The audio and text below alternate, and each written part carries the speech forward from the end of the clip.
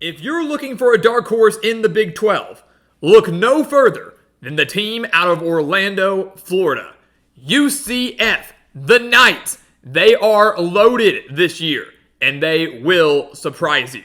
So welcome back to the Gridiron Expert, guys, ready to break down UCF, talking about their schedule and their prediction for this season. As always, please continue to like, comment, subscribe, share our videos, and check out everything down in the description below. That includes our website, thegridironexpert.com, home of our exclusive weekly newsletters and home to our expert picks, some of the best picks in the entire country for one of the lowest prices in the country. No other channel or site is going to offer you a deal like we're giving you, and no other channel has the track record like we do, hitting 63% of our bets all time. So do not miss out on those offers. Everything down there for you to become a member of our GE Nation.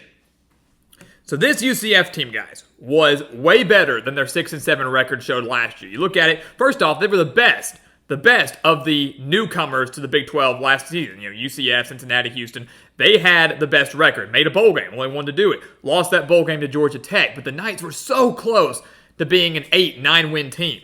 They blew a 28-point lead against Baylor. Probably should have won that game.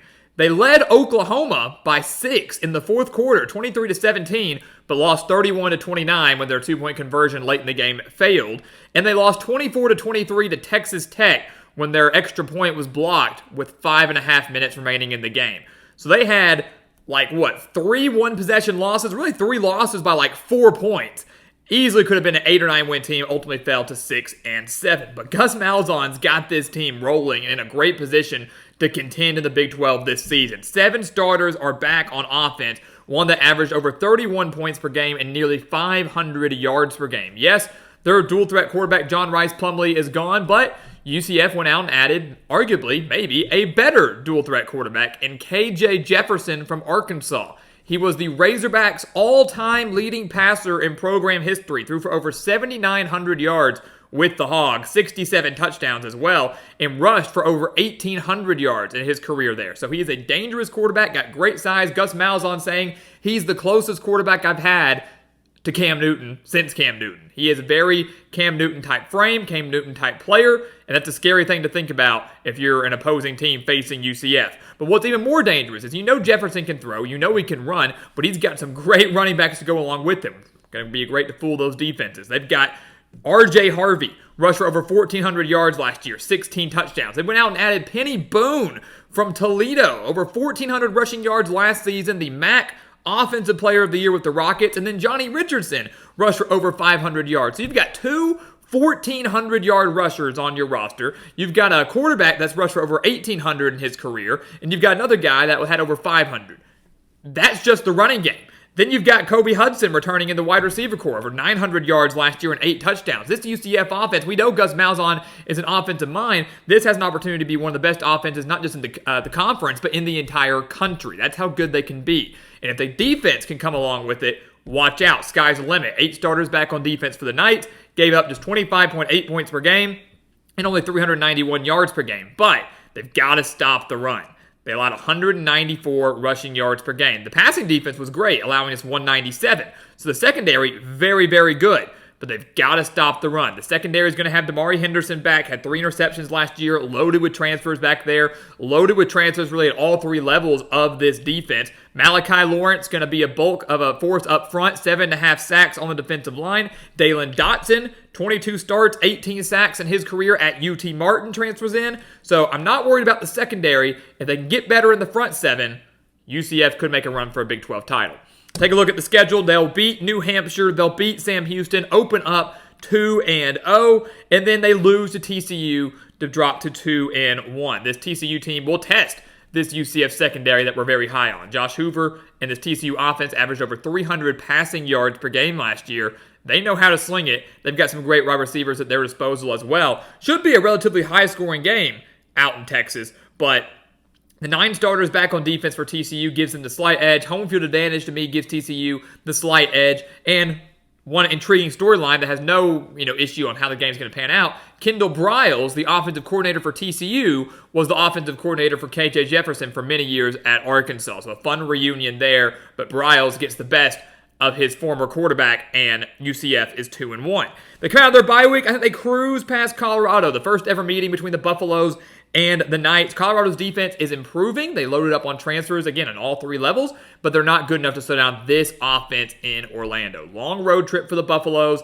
They were horrendous last year against the run, and we know UCF is going to be very dangerous against the run, not just with their running backs, but with their quarterback as well. So I think, Shedeur Sanders is going to have to carry the Buffaloes offense quite a bit. UCF's secondary takes care of that. Colorado's defense can't stop the run. Knights win, and they win by double digits. So 3-1 after the month of September. Not bad at all. And TCU is a winnable game, but I think they fall there. So 3-1. They come into the month of October for that intriguing middle-of-the-year non-conference game at Florida. Typically a game you'd see earlier on in the season. We're getting this one in October. In-state rivalry if you so choose. This is going to be a fun game. A really fun game. And one that UCF can win. The Gators have plenty of talent, but they've got a brutal, brutal schedule. And the Knights going to be one of those tough games on their schedule. But ultimately, I've got to go with the Gators here. Playing at the Swamp gives them a pretty big advantage, obviously. Florida's coming off a bye week entering this game, so they're going to be well-rested for it. And the Gators, everybody wants to talk about how bad they're going to be. It's not because the talent's not there. It's just because of how bad the schedule is. The Gators have talent. 6 starters back on defense. One that's going to be relatively stingy this year. Could carry them at times. A defense that's familiar with the play of KJ Jefferson, who last year at Arkansas led the Razorbacks to their first ever win in the Swamp, throwing for 255 yards in that 39-36 overtime victory. So I look at that. Florida's defense, seeing the quarterback they've seen before at home, an offense that I think can match UCF. Not nearly as explosive, but can hang with them if the game gets high scoring. Give me the Gators to win a close one and avenge their 2021 Gasparilla Bowl loss to the Knights. I'm sure that's still weighing on the mind of everybody. But they lose to Florida, bounce back, and do beat Cincinnati, though. Beat them 28-26 on the road last year. Now UCF even better than they were last year. Cincinnati better too, but at home in Orlando, going to get the job done. They win that game, and they've got 4 wins, 4-2. You look at the rest of the schedule coming up. I think they lose to Iowa State. All right, 4-3. And everybody's going, hey, 4-3, that's not a good start. That's just mediocre. All right, Iowa State simply too good. That's going to be the best defensive team that UCF has faced so far this year. Out of all the teams they're going to face prior to Iowa State, no team has a defense like the Cyclones. They're going to have one of the best in the Big 12, one of the best in the conference.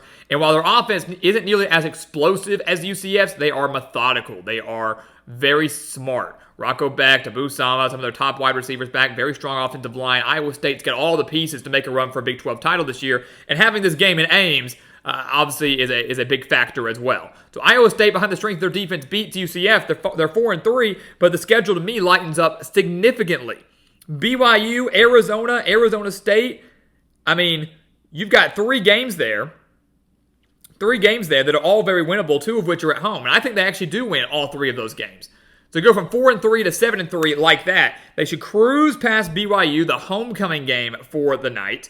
BYU also faced KJ Jefferson last year, allowing 247 passing yards. They also got torched by the Razorbacks on the ground. The Cougars allowing over 178 rushing yards per game last year. And once again, I think while they improve a little bit, still struggle against what I think could be one of the best rushing teams in the entire country this year. So they beat BYU. They beat Arizona in a game that's really between 2 teams that are similar.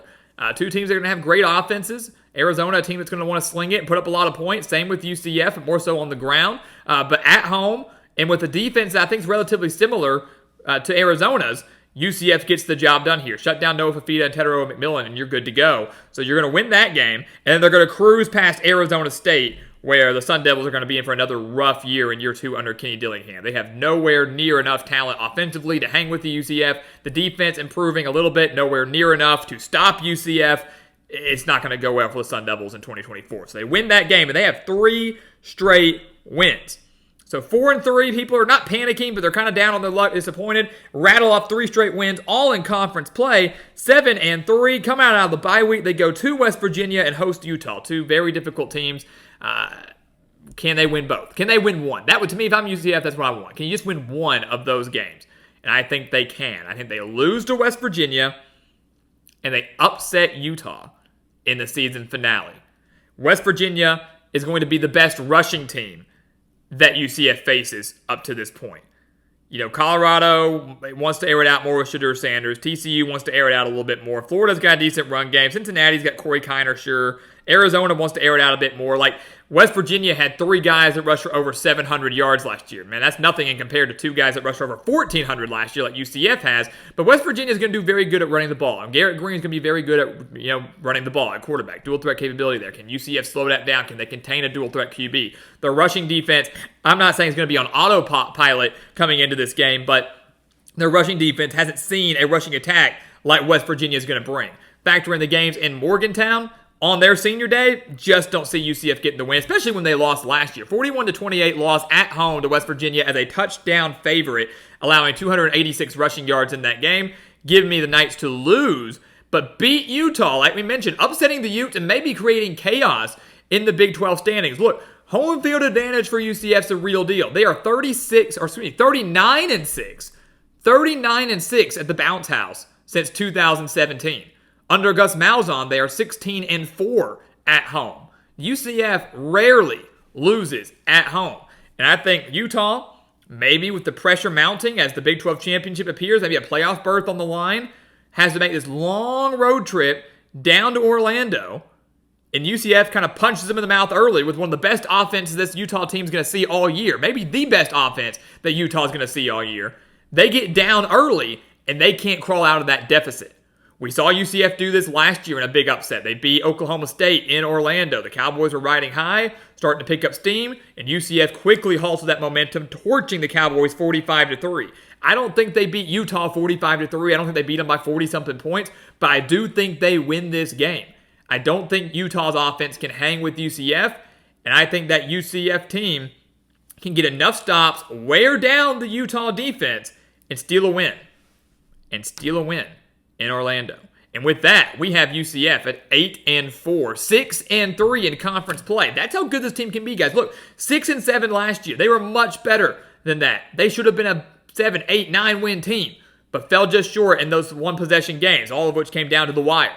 This year, UCF reloaded through the transfer portal. They've got elite talent, especially offensively. So much offensive talent that some of these teams aren't even going to know what to do with it, aren't going to know how to handle it. Gus Malzahn's a proven coach. They've got great home field advantage. This is going to be a special year for the Knights. 8-4, 6-3 in conference play, meaning they're one conference upset away, whether it's West Virginia, Iowa State, or TCU. One extra conference win away from maybe being towards the top of the standings and competing for a spot in the Big 12 championship. So guys, as always, thank you so much for watching us here at the Gridiron Expert on YouTube. UCF, they're the dark horse. They are the surprise team this year. They're going to have one heck of a season under Gus Malzahn. But as always, please continue to like, comment, subscribe, share our videos, and check out everything down in the description below. That includes our website, thegridironexpert.com, home to those expert picks, home to those weekly exclusive newsletters. We want you to sign up for both of those to become a member of our GE Nation. And once again, as always, thank you so much for watching, and we'll see you next time right here on The Gridiron Expert.